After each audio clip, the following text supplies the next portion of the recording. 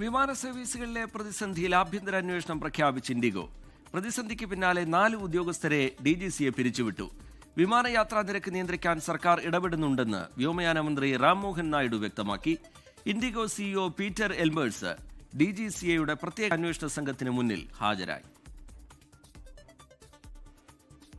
IndiGo പ്രതിസന്ധിയുമായി ബന്ധപ്പെട്ട് 4 flight operations ഇൻസ്പെക്ടർമാരെയാണ് DGCA suspend ചെയ്തത്.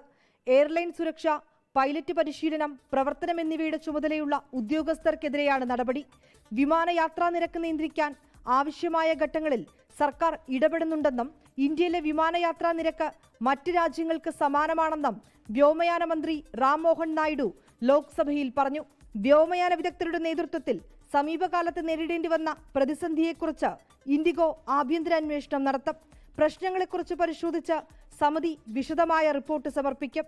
Directorate general of civil ഏവിയേഷന്റെ നിർദ്ദേശമനുസരിച്ച് ഇൻഡിഗോ CEO പീറ്റർ എൽബേഴ്സ് 4-അംഗ അന്വേഷണ സമിതിക്ക് മുന്നിൽ ഹാജരായി. ഇൻഡിഗോ പ്രതിസന്ധിയിൽ വ്യോമയാന മന്ത്രാലയത്തിനും DGCAയ്ക്കും ഉത്തരവാദിത്തമുണ്ടെന്ന് കോൺഗ്രസ് ആരോപിച്ചു.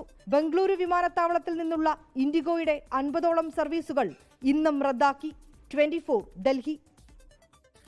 ലോകത്തെവിടെയായാലും ഏത് സമയത്തും 24 വാർത്തകളും ഓഗ്മെന്റഡ് റിയാലിറ്റി പാക്കേജുകളും എക്സ്പ്ലെയിനറുകളും വിശദമായി കാണാൻ ഞങ്ങളുടെ YouTube ചാനൽ നിങ്ങൾക്ക് സബ്സ്ക്രൈബ് ചെയ്യാം.